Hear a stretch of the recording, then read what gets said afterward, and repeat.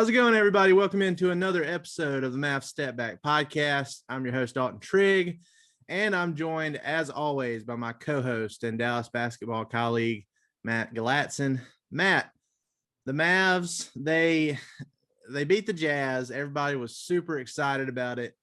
Then they lost to the Houston Rockets, and it was a weird. We had some weird drama after the game because KP he really wasn't involved in the fourth quarter, and he made known his frustrations after the game, and we simply reacted to it.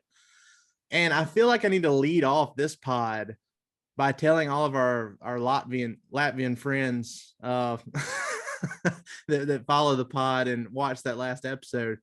We need to make it perfectly clear. We're not rooting against KP. We've said it. We've been on record. We've said it multiple times. The best route for the Mavs that they can take is if KP works out, because we've seen his full potential when he's healthy and when he's playing aggressive like he did in the bounce back game against Milwaukee the other night. But when he's not, that's when the doubts start to creep in. And that's when you start seeing, the Mavs, they've looked around and sniffed around trades for him around the trade deadline and everything. So we want it to work out. We've seen what he can do. It's just, we're just reacting to what's happening. It's like, what are your eyes telling your brain, given what's going on? So I felt like I needed to clarify that we're not against KP at all. We hope it works out. It's just, it's been inconsistent so far. It's almost like we were doing our job by reacting to something that happened. Yeah.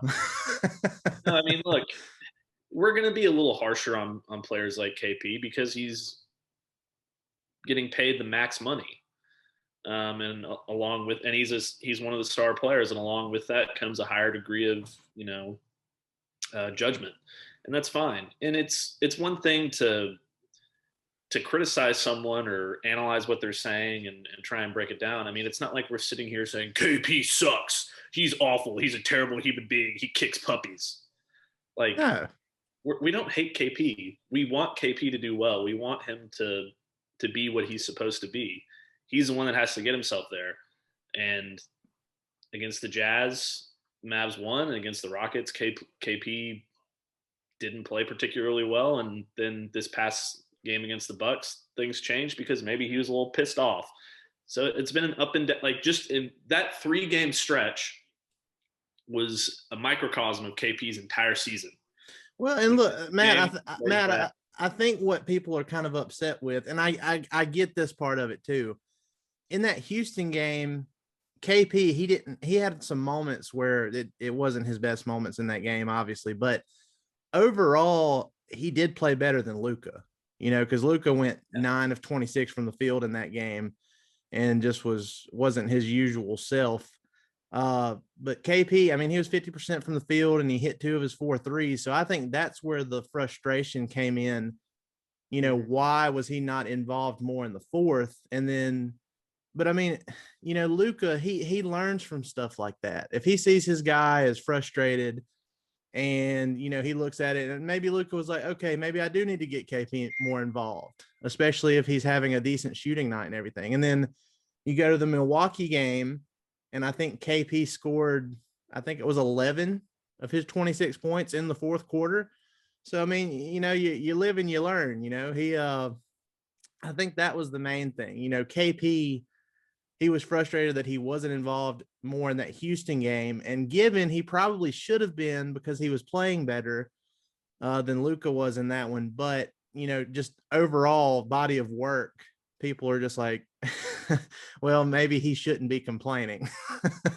Well, yeah. I mean, sometimes that's just the flow of the game. Sometimes that's a coaching decision. It's different every night. But I think one of the things that's been the problem with KP, and it's not all his fault. Some of it is, but you can't help other things. But it's hard for him to get in a rhythm on a nightly basis when he's missing games, sitting out back-to-backs, not getting consistent playing time, having minutes restrictions. For example, with Utah, they had an awesome offseason last offseason, and they brought in Bogdanovich and they brought in Mike Conley, and they were a little bit inconsistent last year. I think that's fair to say, right? Yeah. It took them a year to get to where we thought like when they made those signings, we were like, oh my God, they're going to be awesome. Like that's really scary. And it took them a year to get there. And the Mavs haven't been able to get there like the Jazz has because KP hasn't been able to play consistently. I think that's a big issue with both him and the way the team works. And, you know, it's almost like they got more used to playing without KP this season than they did playing with him. And that's why they played so well without him against the Jazz and why they didn't play so well with him against the Rockets. But then, you know, he came out and played pissed off, like we said. And that, you know, that's a whole different conversation, but it's going to come as long as he can stay on the floor consistently. But that goes back to the original root of the problem, which is him staying healthy. So yeah, it's a complicated situation. Yeah. And I mean, look, it's not just KP and Luka either. The bigger problem in that Houston loss that was so disappointing is Luka. It's not often you're going to see that kind of shooting night from Luka. He just had a really off game. Like I said, KP, he was decent that game shooting, but you can't have another starter like we said, you know, and Josh Richardson going 0 of 9 for only scoring 1 point off of 1 free throw, and you know the lack of production at that particular starting spot offensively really hurts them sometimes.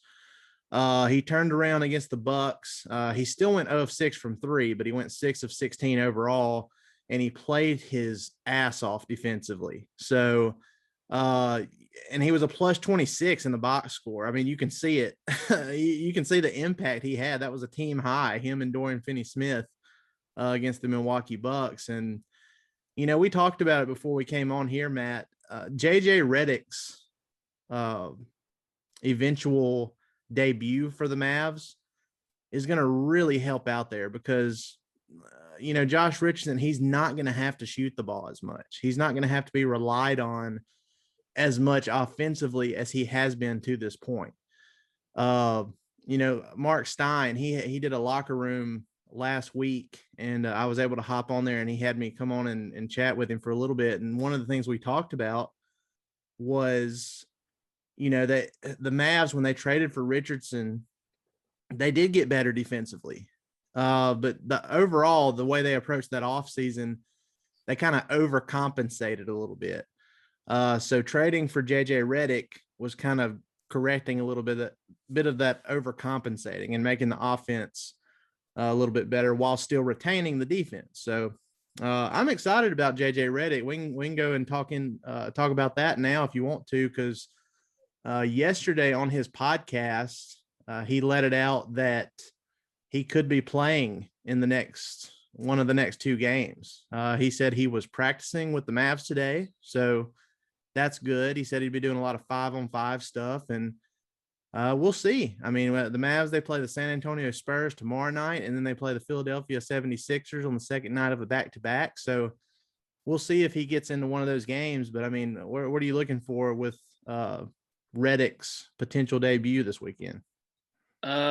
Just what it's going to look like out there. I'm excited to see how wide open everyone else is going to be when he's running around, and Luka and KP are drawing players away, and you know, just how it's going to impact the offense overall. Because when you have JJ Redick taking open threes instead of Dorian Finney-Smith, just that switch right there is a massive change.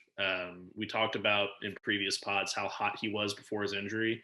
And I'm not going to expect him to come out and be automatically sinking 45% of his threes, 50% of his threes right off the jump. But, you know, it's probably going to take a little time. He's been off since, early March. It's been almost a month, so probably a little more than a month. So he's probably going to be a little rusty. He might be a little cold. It's going to be a new system. It might take him a little bit to get going. And I think people are going to have to quote Redick from his own podcast, chill the F out, Mavs Twitter, in the first few games. But eventually, I think he'll get going. And even when he's not hitting his shots during his initial stretch with the team, he's going to be a big factor because teams are going to be like, oh, my God, that's JJ Redick shooting a 3. We have to get there. So it's going to be good no matter if he's making shots or not, just in terms of how it's going to affect the other team defensively. And And I lean the other direction with it. I don't think there will be much rust. When you're as an elite of a shooter as he is. Now, if it was the off season, if he was coming off an off season plus an injury, then I'd probably feel that way. But I think he got himself in enough of a groove before this heel thing came up, and it's only been, let's see, I think it's been like 3 or 4 weeks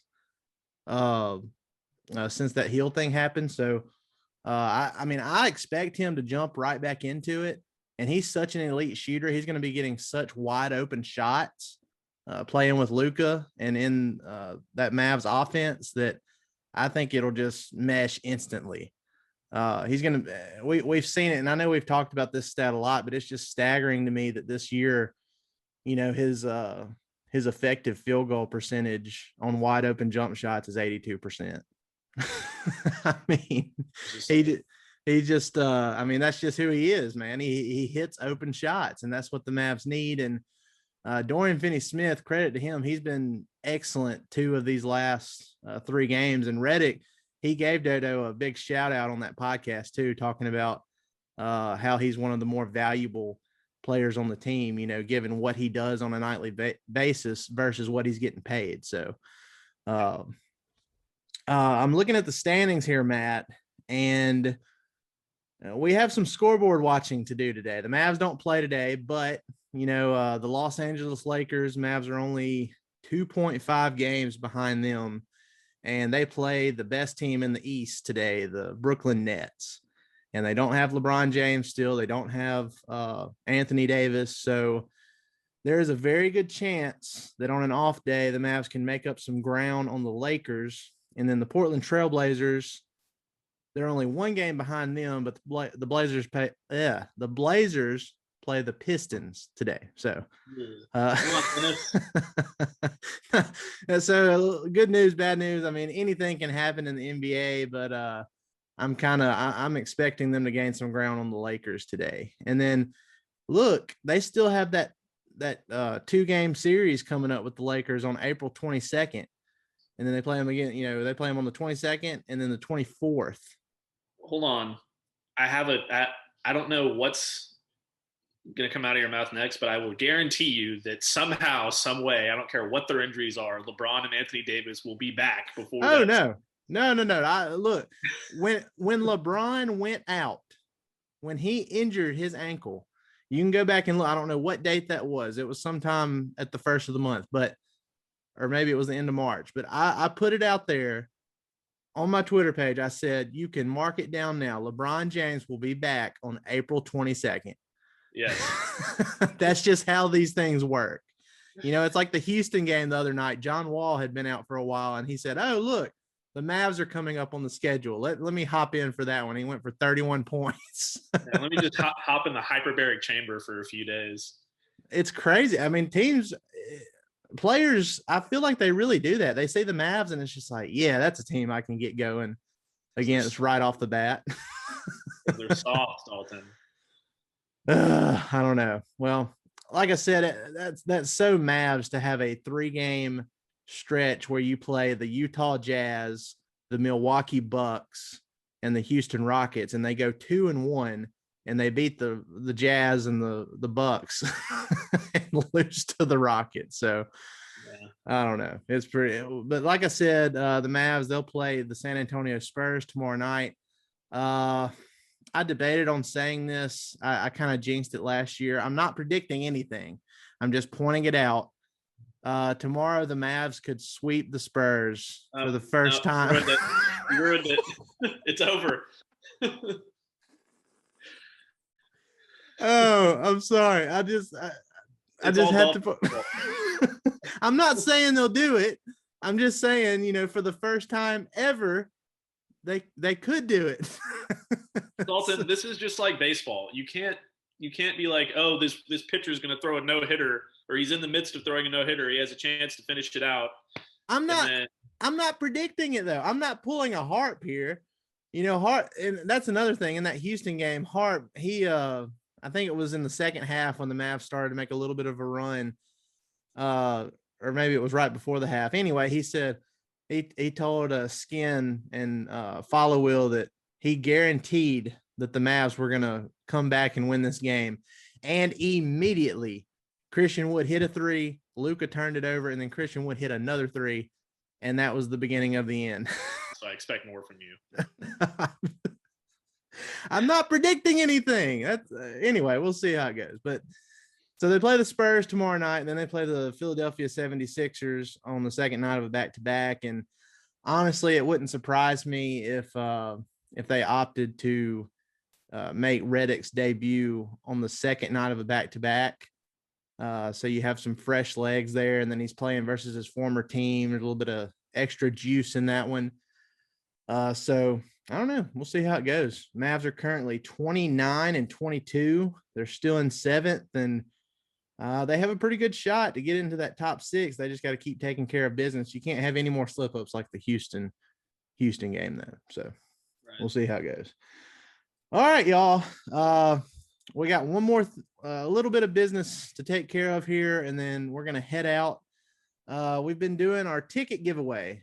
As you saw on Twitter, we were just giving away 2 tickets once we reached the 1,000 subscriber mark. And Mark Cuban himself, friend of the pod, very generously made that 3 sets of 2 tickets. And, we didn't even ask him to do that, but he was just like, hey, he CC'd this one guy in the email chain there. And he hooked us up with 3 sets of 2 tickets each. And we've already given away 2 sets. And now let me see. The final winner is Matt Galatzin. Thank you. All right. Our final winner of the Mavs Step Back podcast ticket giveaway is Jacob H. I don't know his full last name, but on Twitter, it's at D Wheeler, at DWEELER. So, Jacob, congratulations. You've won our last set of Mavs tickets. We'll contact you and see which home game you want to attend down the stretch here of this season. So congrats to you. And thank you to everybody who subscribed and, played along with us on this. And we hope you enjoy the content regardless. This isn't going to be the last time we do something like this. So y'all stay tuned, and hope y'all enjoy the rest of the season. We've enjoyed getting on YouTube and doing this a little bit more, and especially when we have guests. It's always great to have guys like Mark Cuban and some of the players on here every now and then too. So, Matt, anything else before we take off? No, I'm just thankful to everyone who's helped us get to 1,000 on YouTube, and we'll keep growing, and hopefully, get to. I guess we're working on 2,000 now, right? So yeah, yep, we're on the. Maybe we'll do another ticket giveaway. Yeah, and I mean the YouTube. We got into YouTube a little bit late compared to the other stuff. So I mean, obviously we're a good bit behind where we are with the actual podcast. But I think the more we start doing this and we start having more guests on, and in the future, this will continue to grow as well. So, guys, we appreciate it. Be sure to like, rate, and subscribe on all your other podcast platforms, and be sure to subscribe here. So I hope y'all guys have a great rest of the weekend, and we will see y'all at the first next week. Y'all have a good one.